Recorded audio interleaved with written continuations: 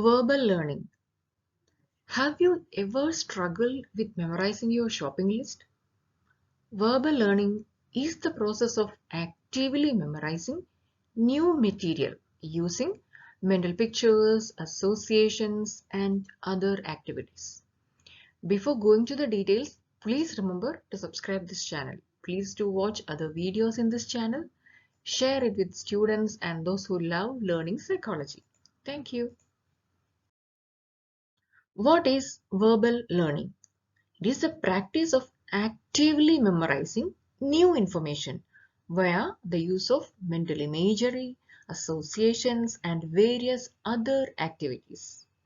Hermann Ebbinghaus, a German psychologist, he was the first person to do research on verbal learning. To evaluate recall, Ebbinghaus utilized list of nonsensical syllables. In this type of learning, it involves the language we speak, the communication devices we use. For example, signs, pictures, symbols, words, figures, sounds, etc. These are the tools used in activities. We use words for communication. Verbal learning is typically associated with the memorization and retention of list of words in order to describe basic elements of associative learning. The verbal learning tends to involve more than just memorization of words. Many stimuli such as pictures, smells, locations, etc. can be studied. So, verbal learning is a method of learning in which the mental imagery, associations, and various other activities are involved. What are the methods of verbal learning? The study of verbal learning can be divided into three distinct areas: the serial learning, paired associate learning, and free recall. Each of these approaches attempt to determine how the organization of information impact upon the learner's ability to remember and reproduce information over the short and long term. We will see each of these in detail. First one is serial learning. It is memorizing a list of words in a particular order. The serial learning involves having subjects learn a list of items. That is, we learn a list of items according to the order in which the item appear in the list. Most serial learning studies use a procedure called serial anticipation, where one stimulus is presented at a time and the learner uses that word as a cue for the next word. The second word then serves as the cue for third, and so on. Then comes serial position effect.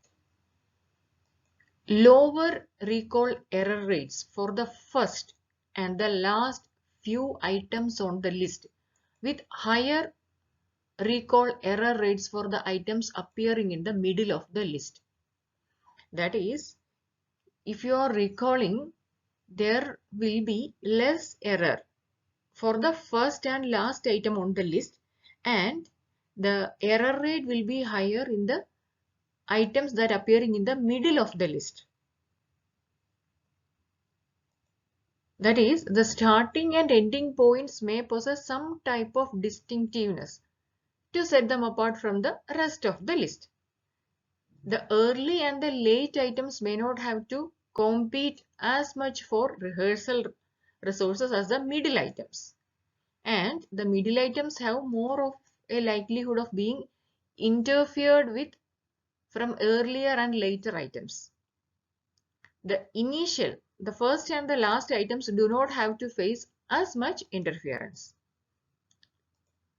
Some have argued that serial position effect is due to the working of different memory system. Consider an example of serial learning. What is serial learning? It is a memorizing of list of words in a particular order, right? So, if you are learning a song or a story, you must learn those lines in the song or in the story in a sequence. For example, national anthem. You know what follows after each line. Earlier we have said that each of the word serves as a cue for the next. So while learning a song, we know what will follow each of the words. So that is serial learning. You will learn things in a sequence.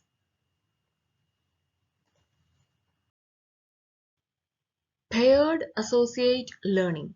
It was invented by Mary Whitton Calkins in 1894, and it involves the pairing of two items, usually words, a stimulus and a response.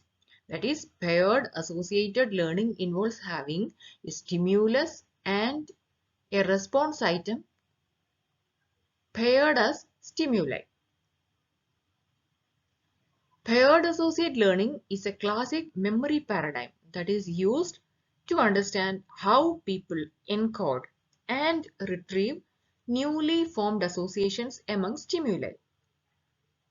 Here, the people are asked to learn unrelated word pair. For example, stove, letter. At a later time point, memory for those pairs is typically tested by having them either recall one of the word in response to the word it was paired with during the encoding time. So the two words are coded as stove, letter, and in a later time during the encoding, the person is asked to respond with the other word. Recall the word that was paired with stove. Then you will get a response letter. So the two words, the unrelated words, are paired to form association, and that is used for a memory purpose so that things are easily learned. When the item pairs are committed to the memory, the presentation of the first word, here in the example, the stove, should evoke the second word, that is a letter. So, presenting stove should elicit a response of letter. There are certain difficulties can arise in this paired associate learning. If the items use the stimulus word in this learning are too similar, then discrimination ability decreases and it can lead to errors in recall. Then, learning of response items. Meaningful responses are learned easier and the non-meaningful responses are learned with difficulty. Then the connections between the individual stimulus and the response item is also mediated by certain other factors. One is the pre-existing association between the stimulus and the response item can either help or hinder the association process. For example, we have associated two words like table and kitchen, table, kitchen, and the other two words are whistle and train. Then it will make us more difficult to learn the otherwise. That is table, train, and whistle, kitchen. We have learned table, kitchen, and whistle, train, right? Then it will be difficult for us to learn a new association like table, train, and whistle, kitchen. Then cognitive elaboration can aid in the association process. The relationship construction hypothesis suggests that increasing the number of connections between the items to be remembered can also aid in recall. For example, with pictures, the verbal representation of a stimulus is better than giving just a verbal representation. So along with picture, the connections can be remembered easily. Then the association between the stimulus and the response item also tend to move only in forward direction. For example, we have learned saying the two words like baby boy, baby girl, etc. But in the reverse direction, we have not learned. So it will be difficult for us, like boy baby or girl baby. We have learned like baby boy, baby girl. So in a forward direction, it will be easy for us to remember. An important application of paired associate learning involves language acquisition, in particular learning the foreign languages.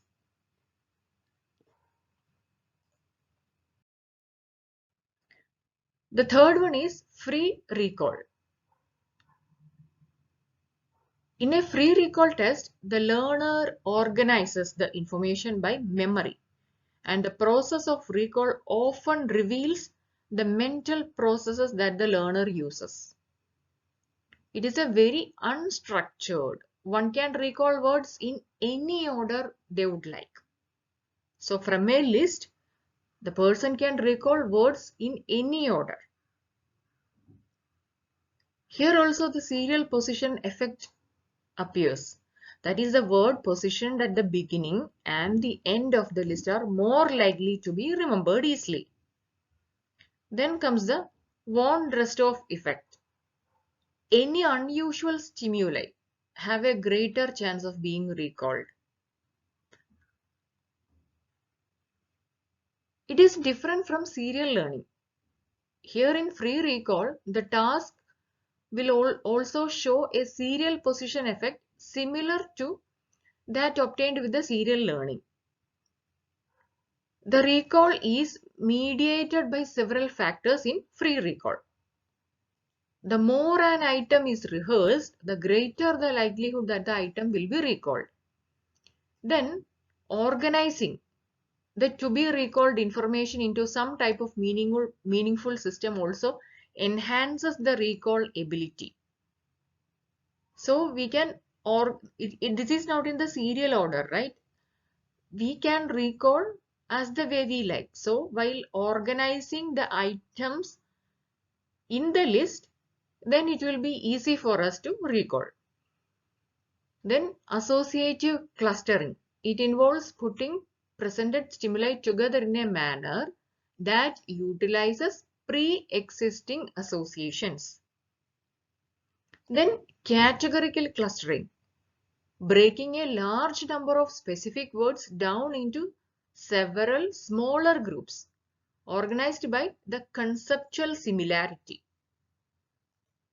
Then subjective organization. It involves using idiosyncratic association. That is, the organization that is relevant only to the individuals. In the free recall, let us consider the example.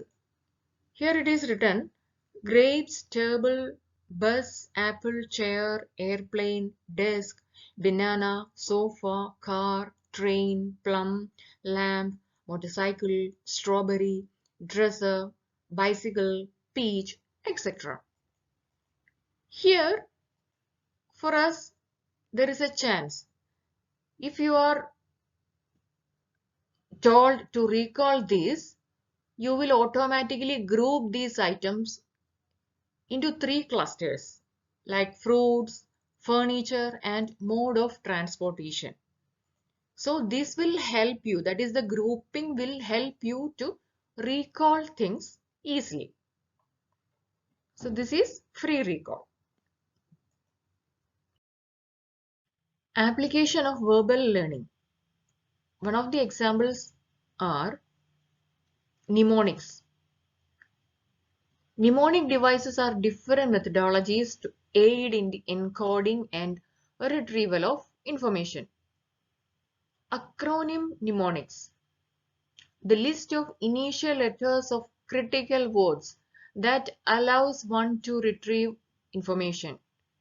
For example, representing the rainbow colors as VIBGYOR. We will take the first letter of each word and we'll combine it and we'll form a mnemonics. Then another general class of mnemonics are referred to as keyword mnemonics. The keyword method involves a type of paired associate learning, where a mediating word is used to associate the to be remembered item. For example, in the second image you can see ray. In geometry, ray is a half infinite line. Here you can use another word to mediate it, that is run away. Ray, run away. That means a line that has a starting point but no end point. So run away. Start here and run away and never stop running. And that is ray. So you can use keyword method to memorize things. Then a narrative story method is there. It involves creating a story that contains all the words in the to be remembered list. So you have a list of words and you will make a story using that words so that you will be able to memorize easily. Then imagery mnemonics. It is another way to learn critical information using images.